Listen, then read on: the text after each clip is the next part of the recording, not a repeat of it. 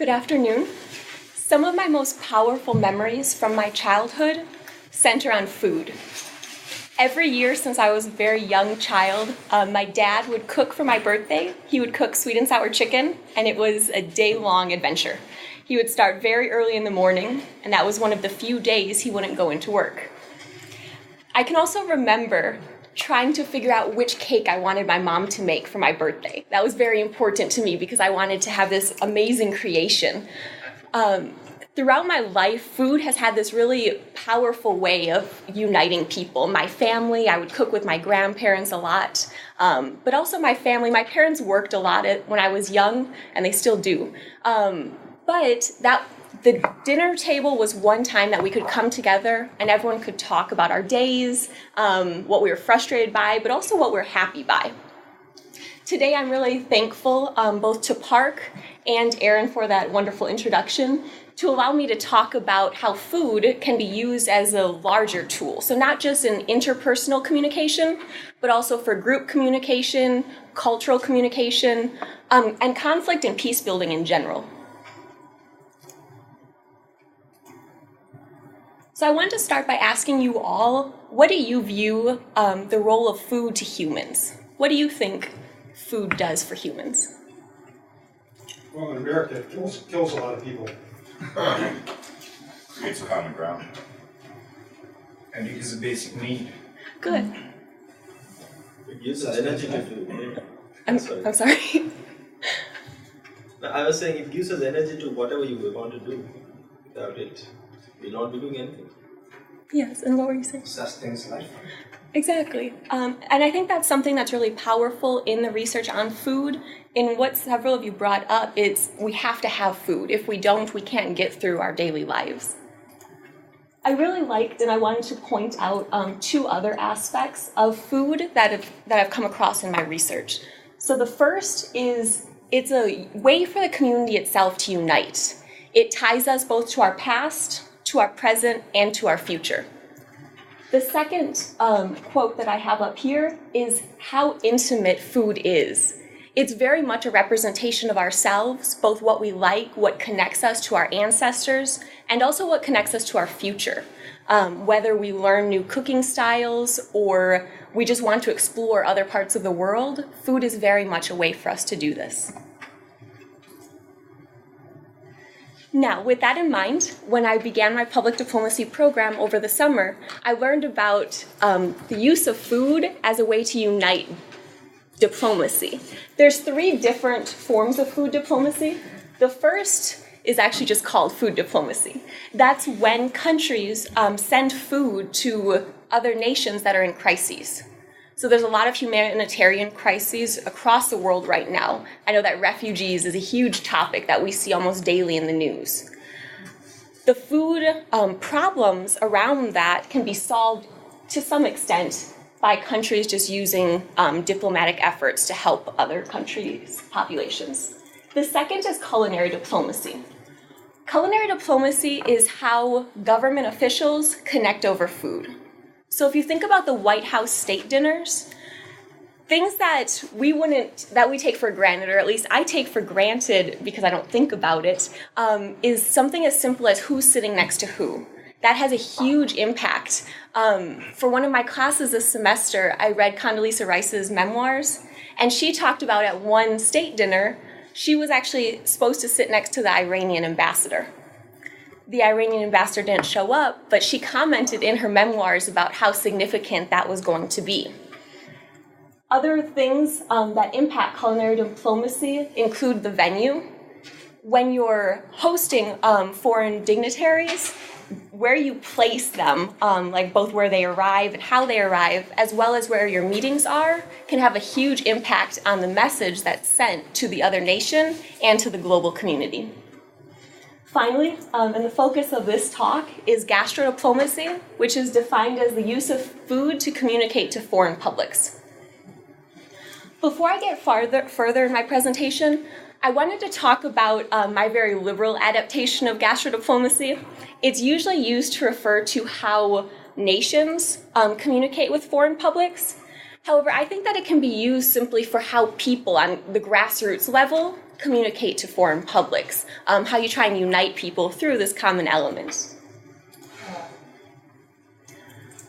Here are two parts of gastrodiplomacy, whether you use my more broad interpretation or the very specific interpretation in the literature, is that it's a way to showcase the country's agricultural offerings. So each country has different food and different produce that can be sustainable in that country, as well as your heritage, so what your country, where it came from, and the people that represent your country. Finally, your national brand. This is a really big topic right now in public diplomacy, is nation branding and how you appear on a global stage for a variety of reasons, for both positive and negative implications. The second thing that a lot of scholars have argued for right now is that if you're going to have a gastrodiplomatic campaign, you have to have a really rich food. And that doesn't necessarily mean the taste is rich, but it has to be something that's very distinct. It has to be a way for people to emphasize that this is this country's food, and that's what we identify. It also helps us if there's diverse influences. So that's one big part that we'll discuss later about conflict, is a lot of countries have underrepresented groups inside the country, and depending on the campaign, it depends on if it's just the majority group's food that's represented, or if you really try and pull in the different underrepresented groups. With that in mind, with a very short introduction, I want to pose a second question to you all. If you think about the past month, how many of you have eaten from a cuisine that you wouldn't recognize as your home country's cuisine? Awesome. Can you throw out some places, like some kind of cuisines that you've eaten, just briefly? Chicken tikka masala? So Indian. Yeah. So I have experienced Thai food recently. Okay. I ate some food from Peru. Awesome. Burrito. Mexican. Turkmen food. Oh, cool. Was that in Syracuse? My roommates are from Turkmenistan, so they're cooking like rice with different stuff. I don't know what they're putting there. That's awesome.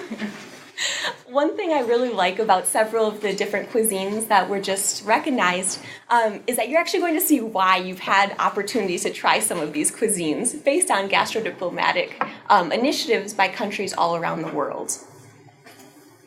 So what I wanted to go through next is start with the very beginning. Exactly.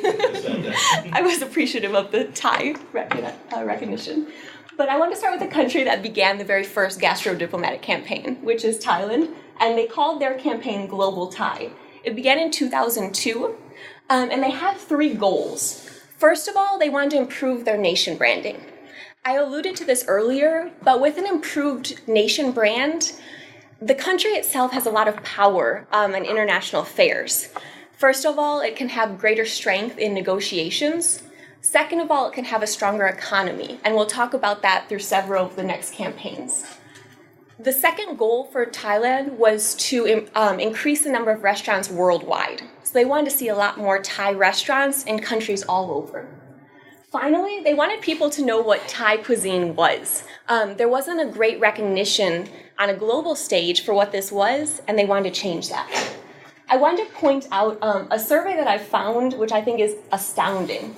In a survey done in 2002, only 1% of the participants hadn't tried Thai cuisine. I mean, that's amazing. Of course, other surveys would have different results, but for one survey that did have a large response rate, that's pretty cool that in only 10 years, the gastrodiplomacy of Thailand has been really powerful in achieving their goals. The next gastrodiplomatic campaign was from Japan. Their big focus was to improve the cuisine recognition. And how they did that was through two main venues, by offering grants to open restaurants in other countries. The second way that they chose to help their campaign was through cooking schools. So they wanted cooking schools all around the world to start emphasizing how to prepare Japanese cuisine, which I think is a really good way to really change how people view the cuisine and also what's common across the world. You'll start to see as we go into more of the restaurants or more of the nations that they had a lot of the similar goals. So I'm not going to spend too much time so that we can have a lot more time to talk about how gastrodiplomacy connects with conflict. But I believe someone mentioned Malaysian food, or maybe I missed that. No, okay. But 2006, Malaysia also created their campaign for very similar reasons. In 2006, and this one I know was Peruvian, right? Yes, awesome. Peru had a huge campaign as well in 2006, which loosely translated into either Peru, nice to meet you, or Peru, full of flavor. Their focus was really to increase recognition of the cuisine, but also restaurants. I kind of have a personal anecdote about this in that I grew up in very rural Wisconsin. Aaron had to say the name of Montello, which is a town of about 1,000 people. Yes, very, very rural, very small. But when I was in high school, for prom, my friends and I actually went to a Peruvian restaurant. Now, in a place like very rural Wisconsin, which is incredibly, everyone's the same, basically. There's not a lot of diversity. This was really cool for me to learn, now that I'm 25, why we had a Peruvian restaurant in the middle of Wisconsin. It was definitely because of the Gastrodiplomatic initiative. South Korea with their kimchi diplomacy in 2009. And they really wanted to focus not only on the economic effects, but on their international status. One thing I'll also highlight about the South Korean campaign is they wanted to have the ability to tell their own story. And as we go through the presentation, storytelling and the narratives that come around storytelling are really impactful. And I think through gastrodiplomacy, it's one way to really talk about your story and where you come from, what kind of food you eat. Next up is Taiwan in 2012, Diplomacy by Dim Sum. Greece did something kind of different with their Healthy Greek Diet initiative. What they did is they linked not only their diet to their lifestyle. So they talked about why in Greece, people really focus on not only very flavorful foods, but also that meals are going to last a long time. So I think one comment earlier that was made is that food is killing a lot of people. But we're constantly, especially in American society, we're constantly on the go. So we're eating food as fast as possible to get to the next event. But other countries really focus on enjoying the meals and enjoying the people that you're with, which slows you down and allows you to enjoy the food as well. The final campaign I'll talk about just very briefly is Australia in 2014. They similarly wanted to promote their cuisine, but they did something that I think was kind of unique in that they pulled 250 media influencers from the entire continent and talked about, they had them blog, tweet, Facebook posts, everything to really draw attention to their campaign. So they had this huge media push. And what it ended in is it ended in a dinner for 250 people just to enjoy the Australian cuisine. And of course, it's all over social media so that more and more people were gaining an awareness. Just briefly, to explain, you saw economic, that was a goal in a lot of these countries. Tourism plays a huge role, of course, in the economies of a lot of these places. These are two just facts that I wanted to point out. In a 2008 study, 65% of tourists said they thought about their vacation based on the country's food. So these gastrodiplomacy campaigns can have a huge effect because if I go to a Peruvian restaurant in the middle of nowhere, Wisconsin, and I enjoy the food, I might think about actually going to Peru to explore more of the culture, more of the heritage, and also enjoy more of the food. The second, which directly links to Peru, is that in Peru alone, for every 7 tourists to the country, 1 job is created. This can have a huge impact not only on the country, but the people of the country, the population. So it's another way to help, besides just food diplomacy, which is when aid is sent to countries, simply creating economic revenues and creating jobs can have a huge impact. Next, I wanted to transition into how this relates to conflict. That was a very brief background on gastrodiplomacy itself, where it comes from, and it's only really arisen in the last couple decades as a campaign. So when I learned about how countries are using food as a way to improve their nation brand, I started thinking about the research that I did as an undergraduate in peacebuilding and how to create an end to the conflict that actually lasts. Because a lot of countries in conflict will unfortunately fall back into conflict, usually within 5 years. So I started thinking about what many of you mentioned as food as this very common element of humanity and how it unites people and it can help with your storytelling. So what I thought to myself is if there have been any other campaigns done to talk about how food can connect people and show the humanity of the other side as well.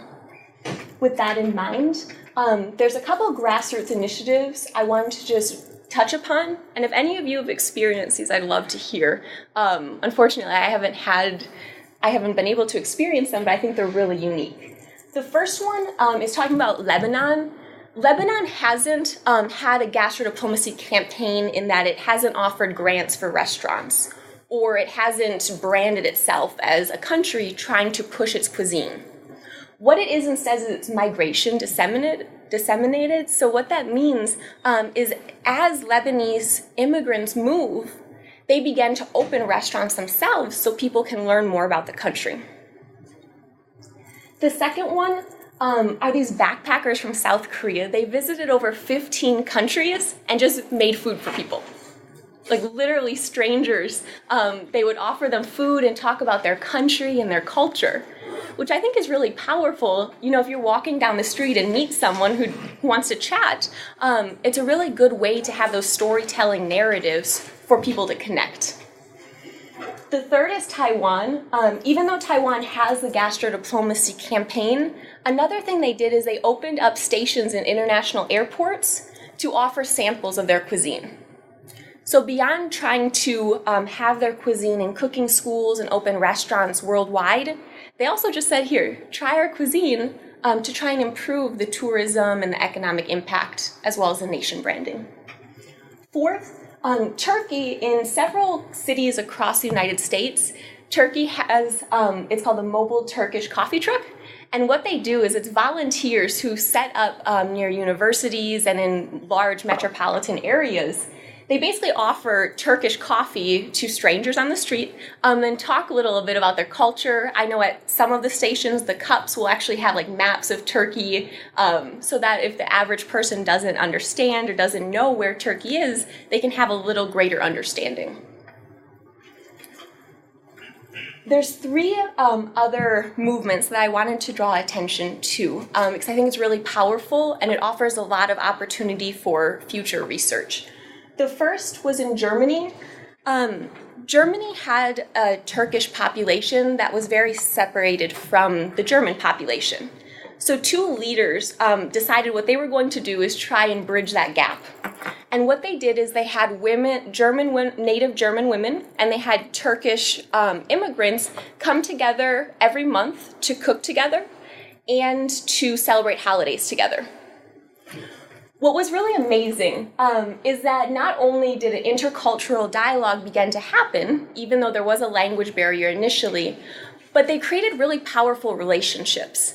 They created a cookbook together as a fundraising effort, and they also ended up traveling together to Istanbul. So again, food has this amazing opportunity, and it can be used as this tool to really overcome gaps.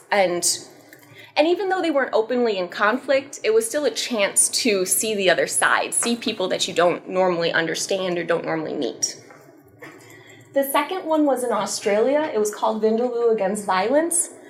What had happened in Australia, and this was in 2010, so some of you might remember it, but what had happened is some of the Indian immigrants had there was very racist attacks against them. And this grassroots campaign, it was basically a woman organizing on Facebook initially. What she said is that Australians need to come together and show that they very much support a multicultural nation. And so over 10,000 people ended up dining together across the country, which is, that's a lot of people to come together when it started with one person just, hey, we need to show support for our fellow citizens. The third one is actually located in Pittsburgh. It's called the Conflict Kitchen Restaurant. Have you heard of it before? Yeah. Have you eaten there? Unfortunately, I haven't, but I've heard it's a pretty innovative place. Yeah, we can road trip there then. Yeah. What Conflict Kitchen does is there's two separate components. On one hand, it's simply a takeout restaurant that offers cuisines from countries that the United States is in conflict with. So in the past, it's focused cuisines from Cuba, from Iran, I believe Palestine. The second part of it, which I think is really innovative, is they'll often host dinners where they'll Skype from Pittsburgh to a location in one of these conflicted countries, a dinner there. And so you're basically having a dinner together with a country that the United States generally views very negatively, which I think is really cool. And that just has, again, it's part of the storytelling, starting to learn the other side, that rather than viewing them as an other, it's starting to understand who they are as human beings. Okay, my favorite part of the presentation. I think that one part that I've really tried to make through this presentation is that food can be used as a storytelling element. It's a way to learn about other people. Even if you don't have outright conflict with them, you might not know who they are or where they come from. So what I did, because I love to cook, I made a dessert that I think represents myself. And so I'm going to tell a little part of my story and explain why it's so important to me that we really learn about the people around us and people that we otherwise wouldn't have known. I've had the pleasure of meeting several of you today that I didn't know, and that's really enjoyable to me, is just learning other people, what motivates them, and how they envision the future. So what I made salted caramel brownies, and I cut them into squares, and I'll pass them around and just... Yes, don't worry, they're coming. I was going to protest. I promise it'll happen. I wanted to start with the shape that I cut them into, which seems very, very small and insignificant, but to me it has a lot of impact. I cut them into squares for the 4 sides. I view my life up to this point as having 4 pieces. The first is my childhood.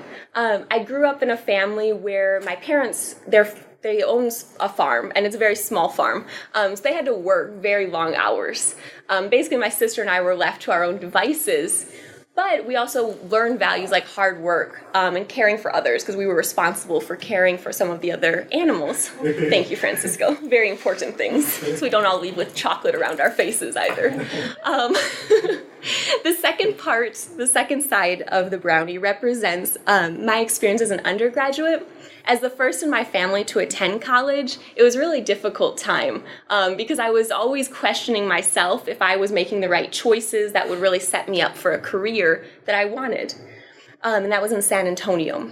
The third side was when I was teaching through Teach for America. And for those of you who've heard me talk and probably had a hard time shutting me up about this conversation, I absolutely loved being a teacher, even though it was remarkably difficult. I was working near the Texas-Mexico border, and I think 99% of my kids were considered economically disadvantaged and came from very troubled homes. But it's fundamentally shaped who I am and how I want to see the world. I very much believe that we need to find solutions to peaceful ends of conflict for those kids that I very much consider my own kids. You know, they'd come to school and I couldn't just teach them science. I also had to be a mother to them and talk to them about what's an appropriate solution to problems rather than, just start punching the kid next to them. The fourth side, represents my current time as a master's student and what I hope to achieve here in public diplomacy and more specifically gastrodiplomacy. Very briefly, because I feel like I've talked a lot about myself, but it's part of the storytelling. The second, chocolate for my family has always had a huge importance. My grandmother passed away about 1.5 years ago, and she was 94, 95. But at the very end, she refused to eat anything except candy. And we would yell at her, well, not physically yell, but scold her for, you need to eat something with nutrition. And of course, being an older lady, she just wanted to do what she wanted. But she had great health up until the very end. My sister and I joke a lot about how we have to have chocolate daily to keep our genetics strong. The caramel and the salt represent a similar thing to me, but it's something that's very important. They represent a balance in life in that there's always amazing things, which is the caramel. There's always really good things that happen, but the salt tempers that in that there's going to be setbacks along the way, but you have to keep overcoming them. You have to find creative solutions. And I feel that food is one creative solution to not only connect people, but to help build peace, not only domestically, but worldwide. Thank you.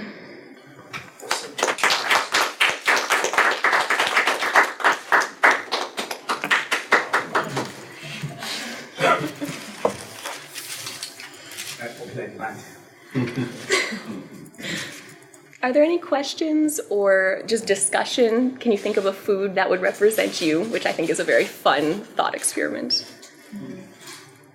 Well, I work in a fish store on Fridays, and it's in its 68th year, second generation. It's rated 1 or 2 in the local restaurant surveys of fans between Doug's Fish Fry and the Fish Cove where I worked.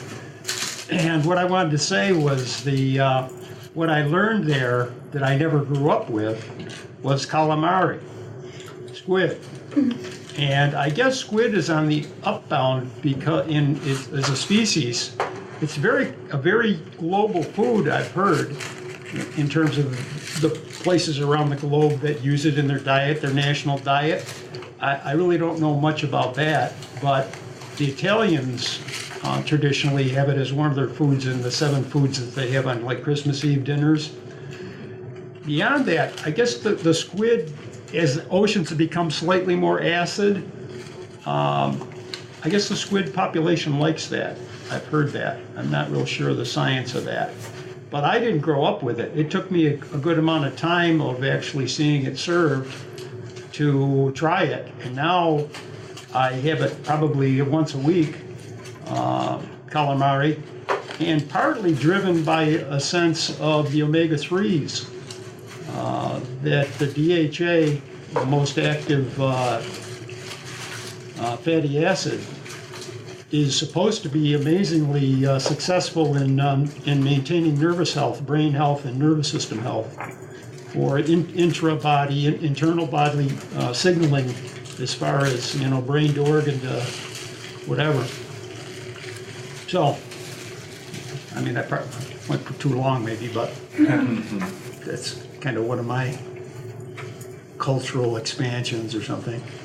Because it's where, like, how you combined the Italian, meals and things like that. I think it's really interesting to learn how other people eat and try and incorporate that into our own traditions. Well, fish has a tradition of, and that's the final thing I wanted to say, really. Fish has a tradition of being a brain food, but catch this. About 10 years ago when I was in Detroit at Belle Island, which is a park in the Detroit River, a large park, there's an aquarium and a conservatory there, but in the aquarium I read this sign that said there are 23,230 species of fish or something that are known, and this is more than the total of all the mammals, the vertebrates, the reptiles, and so forth. It's not more than the insect species, but it's pretty impressive that, that there's really that many fish species around. Yeah. Thinking about the Italian culture, growing up, I had a very close friend. His family was from Italy, very first generation. I always found it interesting that the Italians, they eat salad last. They don't eat salad first. Whereas I feel like in America, we eat salad first and we think, we're going to get to the good stuff back. The good stuff is really the salad. But then we eat our main course right after. They eat their main course and then they finish with a healthy meal within the salad. I always found that quite interesting. I just wanted to throw that out there. It's true. It's true.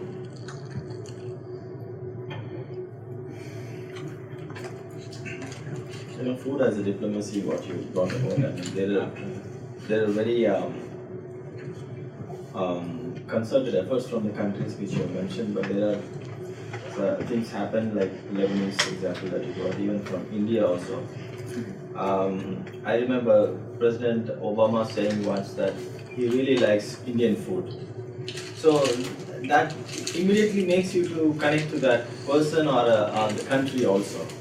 And then, it makes you feel, if it is happening or not, we don't know. It makes you feel that yes, he likes India, and then there could be an improvement in diplomatic relations at a higher level. So food has, as you say, as you really brought out in the presentation, has a lot of importance in terms of uniting the countries also. And that's a really good example, and I hadn't thought about that. Yeah, that's a great example because the people generally related with the American president likes our food, so he likes us too. Feels like that. There's a famous ice cream shop in Senegal in the capital city of Dakar that has a flavor Obama. Because I guess in West Africa they identify so much with him and they identify with the United States having a black half African president, and so I guess in recognition of this connection with him, they've actually created food in honor of him. So out of curiosity, have you tried it or you've just heard about it? I'm very curious. I think I tried it. It was pretty good, if memory serves. It was pretty good. I don't remember exactly what it was. I was like, oh, this tastes yummy. It wasn't chocolate. Oh, Dakar, did you say? Mm-hmm. No, where's Dakar? The capital of Senegal, the westernmost tip of Africa. Yeah. The head of the minority cultural program here is from Ghana, James Douajiman.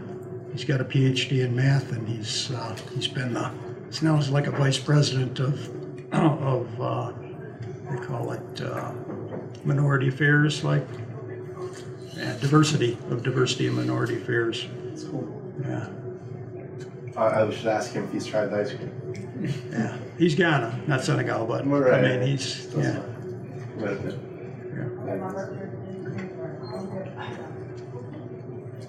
I think in a sense it kind of makes you meet the people, connect to people even before you meet them, and that's what probably sparks that level of curiosity, like you said, to probably want to even visit the country. I enjoy a lot of Indian food, I must admit. I think almost every 2 days or every day I literally have some Indian food. And Mexican also, I think those are the two, even though I'm in the US. I think those are the two prominent meals on my list. And I must admit also that they have probably made me want to visit those countries a bit more. I think India is on my list for next year, and Mexico, and more that it's close by.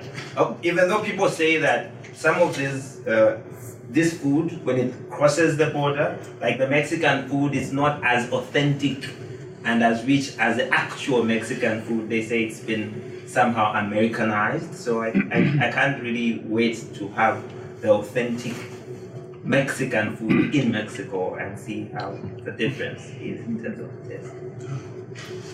Well, I'm from Mexico, so I can tell you. With the Mexican food here, I think it's a little bit different because it has a long history of migrants here. So it will depend if it's someone that recently migrated and where the idea was taken from, or it's a long tradition of a family that migrated in the 60s and they're already sort of accustomed to this area or maybe other areas in the United States. So they try to integrate some of the ingredients here. So it will change a little bit.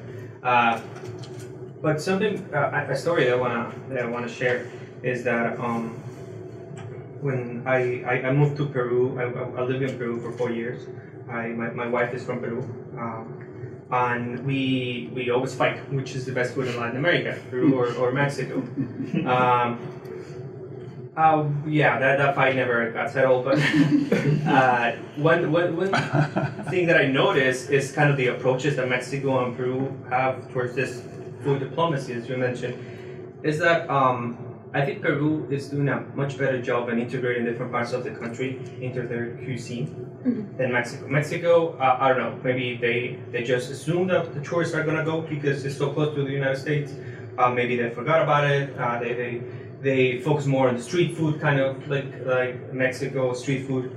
than food that it's more intense in flavor, as you mentioned, that actually represents different parts of the country. So that, I think it's one of the strengths of the Peruvian food that I noticed comparing with New Mexico, is that they actually integrating is a very diverse country, and Mexico has that too. I mean, you have jungle, you have the mountain regions, you have the deserts, you have huge oceans, so you have a lot of variety in terms of food. But Mexico is always focusing on certain specific plates. You know, people already know that. So why go beyond that? You know, it's hard. But then with Peru, you see kind of they call it the Peru fusion. They call it like fusion Peruvian food. So it's not like, okay, this is what we have been doing in the last 50 years. This is what we're going to create new things with ingredients from different parts of the country, and they're also exporting them. So that, I think it's innovative, it's new, and it's being really successful. So that's a really interesting point, and I like that because I see that a lot with Venezuelan food as well. You see a lot of diverse Venezuelan food. It's never always the same menu. And then you go to, my family's from Argentina, and so you go to an Argentine restaurant, it's always a steakhouse. It's always steak and maybe a couple other options, which is really frustrating because it's a really limited portion of what people eat in Argentina. The same thing in Argentina. You've got 60% of the world's glaciers in Argentina. You've got rainforest. You've got desert. You've got one of the most diverse biospheres in the Western Hemisphere on the Argentine-Bolivian border, right? So you've got incredible diversity. It's the 8th largest country in the world, or like 13th or whatever, but it's always a steakhouse. And I think it's because they want to export. They want to portray. Well, it's kind of, I guess I'm going to criticize a little bit. Argentines have a reputation of seeing themselves as more European than Latin American or South American, and it comes across this idea and this portrayal of like high-end steakhouses. You don't find restaurants in the United States that are Argentine restaurants that stay open and stay successful, that are not part of this archetype, this idea of the rich, expensive steakhouse. And so when people try to do the more authentic thing, it doesn't sell, it doesn't come across because people aren't familiar with that, because the government doesn't like advocate or present that. But then these steakhouses that aren't truly authentic Argentine are used to portray this ideal of how people want to see Argentina. And it's kind of interesting clash there, and maybe a certain type of gastrodiplomacy. Gastro-propaganda. Are there any indigenous peoples in Argentina? Yeah, most of them were wiped out in the central part, but you still have significant indigenous populations in the north and south. But the Mapuche people who were in Patagonia, that's a much stronger, larger population in Chile. Yeah. But there's a conflict there in terms of food traditions that could be played to. Yeah, I've no idea. I've actually never been in Chile. Crossed the border once back, so that's it. Well, I'm saying with the immigrant population in Argentina playing to the indigenous menu and getting people together it's synthesized so much over the past like 150, 200 years, even in the last 70 years with increasing Middle Eastern immigrants into Argentina. So in certain provinces, you do have a stronger Middle Eastern presence in the food as a result. But a lot of the food that's portrayed in outside Argentina comes from Buenos Aires, comes from that province, and with the steakhouse and the tango, it's just from there. So even the idea of Argentina is actually coming, not even synthesized from select parts of the country, but from select parts of the capital city, of the capital province. It's not like in Mexico, it's not just, Mexican food in the United States isn't just food from DF, from like Mexico City. It's, I would say, selections from different parts of the country, maybe. Yeah, some adaptation. So some adaptation, right? Yeah, mostly. And with Peru is even better, like because, for example, quinoa. Quinoa is mostly from the Andean region. You know, you don't, like the people in Lima that have the money, they don't really eat that a lot. That's get exported. So you actually, when you eat quinoa here in the United States or other parts, you're actually benefiting those people in the Andean region, which are the poorest regions in Peru. And yeah, they have done a really good job in integrating the country, identifying, how can we come up with this, this strategy actually represents the different parts of the region, the different parts of the country. So that's really interesting. And yet, an indigenous dish in Peru is guinea pig, right? But they don't export that. That's not really known in the United States because that's a pet here. Yeah. So it's interesting, I guess, how that's been cut. A lot of people haven't tried though. I mean, I talked to people there, and they always try to because they have a lot, and for them it's a culinary, it's delicious for them. So they want to export it, but yeah, just the demand is not there yet. So. Any other thoughts? Your region, how is it? I'm from China. There are Chinese restaurants all around the world. Different food from different provinces of China, because in China there are eight big type of food, and but I don't think there is any one of the restaurant in the US or in Syracuse is really traditional Chinese food. They're most like American Chinese food. Yeah. So it's weird. Don't call me that. So when you test the so-called Chinese food in Syracuse, it doesn't taste like what No, you used most to. of them are weird. I'm very appreciate about your speak this noon because I learned a lot and think a lot about the food. One of the point is, I don't know why nowadays a lot of people think China are more and more rich country, and the countries what the country or the country's role is like more economical rather than a cultural one. It's really charity for me because China has a history of thousands of years. There's so many things, so many stories can tell to the whole world.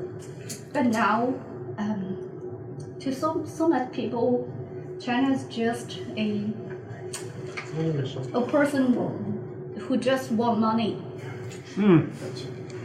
It's a charity, but it's not true. Yeah. So let us look at the Chinese restaurants. They are just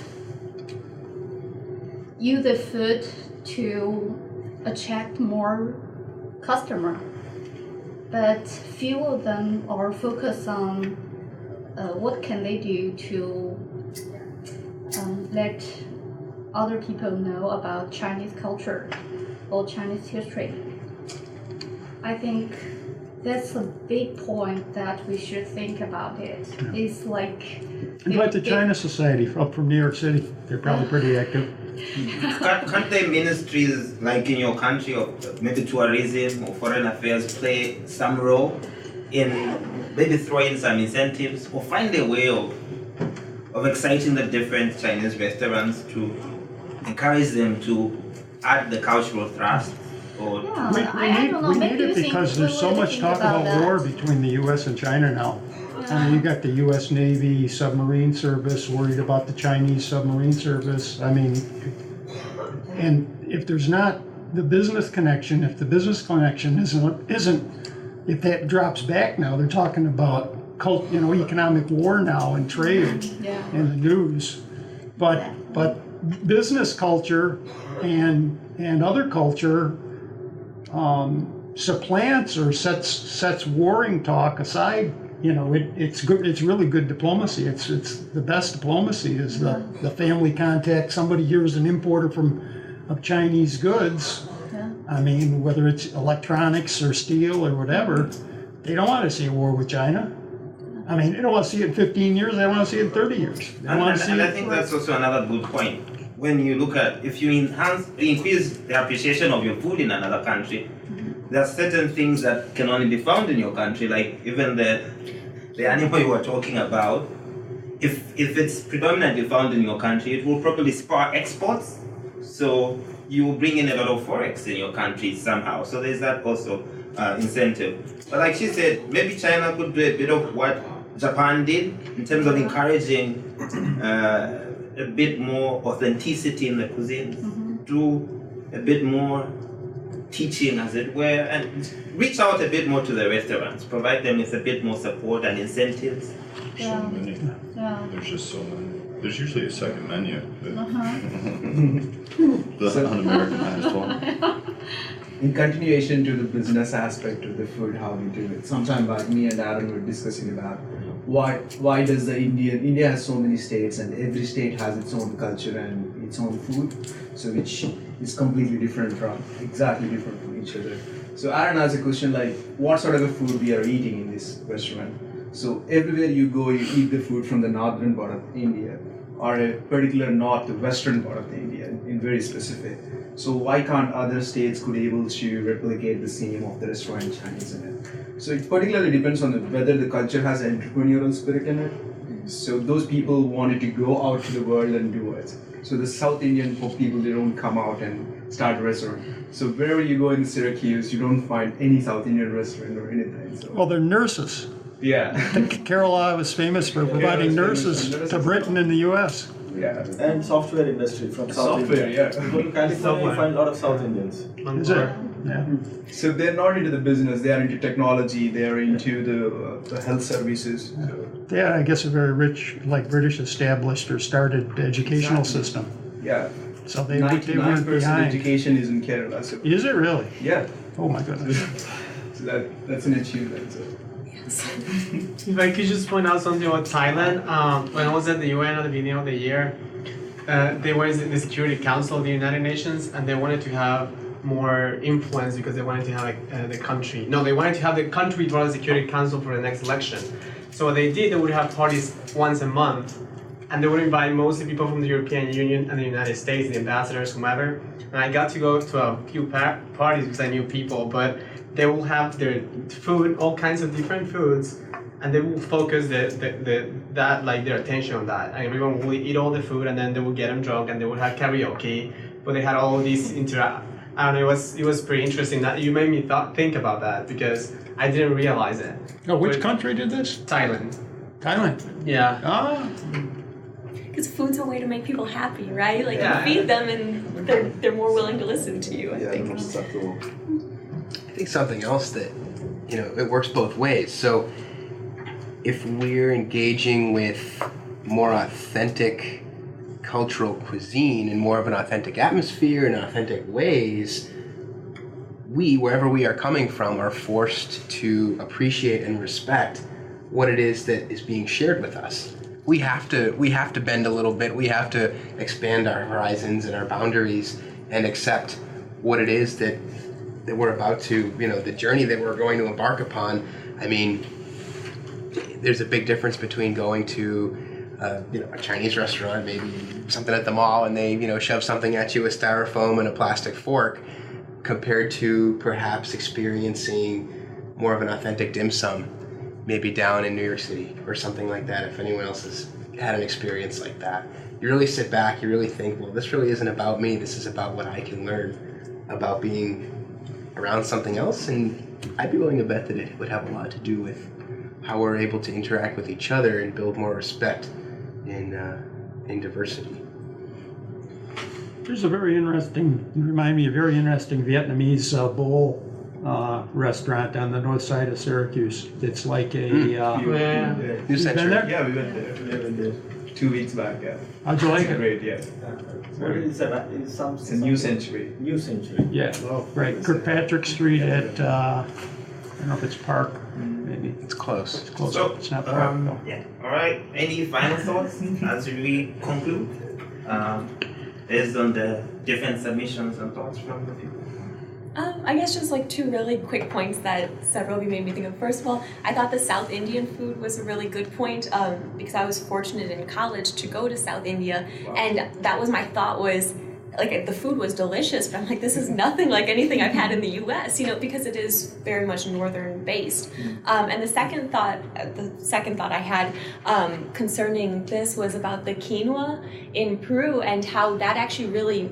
It had a huge impact on the poorer populations in that they couldn't get the food that they were used to relying upon. And so I think that's another really interesting aspect of gastrodiplomacy in that, we push quinoa as this amazing health food, but who's it affecting on the other end? But I just want to thank you all. I really liked the insights that you all provided me about gastrodiplomacy and using just food as this tool. So thank you. Thank you.